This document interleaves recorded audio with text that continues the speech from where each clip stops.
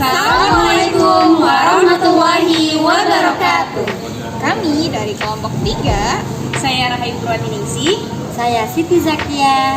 Saya Neneng Sunarti. Dan saya Lia Nurul Aini. Kami akan mempresentasikan Hasil pengamatan kami modul 6 materi gelombang. Selamat menyaksikan.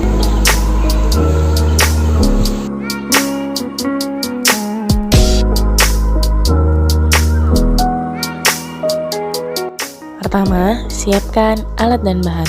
Di sini ada satu buah selinki, kabel listrik, benang kasur, dan karet gelang.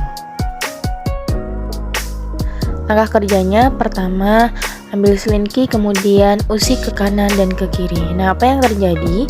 Jadi, apabila selinki diusik ke kanan dan ke kiri, maka rambatan gelombang mengikuti arah usikan tersebut, yaitu ke kanan dan ke kiri. Atau gelombang ini disebut dengan gelombang transversal.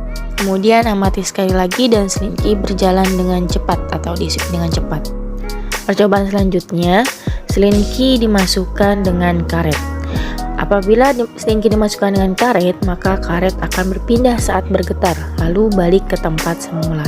Hal ini dikarenakan karet gelang tersebut ikut berpindah bersama gelombang, dan karet gelang berpindah karena adanya energi yang merambat melalui selinki. Percobaan berikutnya, selinki diganti dengan kabel. Pada percobaan ini, kabel yang digerakkan menghasilkan gelombang yang sangat rendah dibandingkan dengan gelombang yang terjadi pada selinki.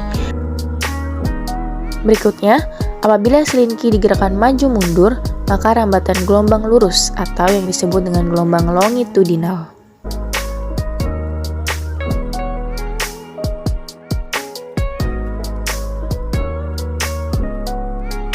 Siapkan batu kerikil.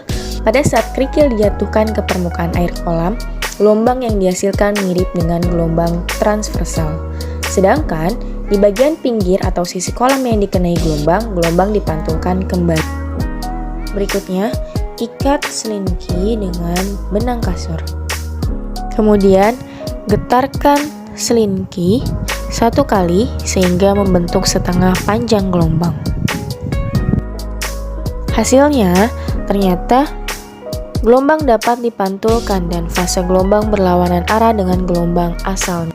Sementara, pada selinki yang salah satu ujungnya diikat dengan longgar atau tali panjangnya 1,5 meter sehingga selinki dapat bergerak bebas. Ternyata, fase gelombang pantul dan gelombang asalnya sama. Jadi, kesimpulan pada hasil pengamatan kami, yang pertama, bahwa perbedaan antara gelombang transversal dan gelombang longitudinal yaitu terletak pada arah rambatnya. Yaitu, kalau gelombang transversal tegak lurus sedangkan gelombang longitudinal searah rambatnya. Yang kedua, pemantulan adalah peristiwa di mana gelombang memantul ketika mengenai suatu penghalang dan gelombang itu akan dipantulkan kembali oleh penghalangnya.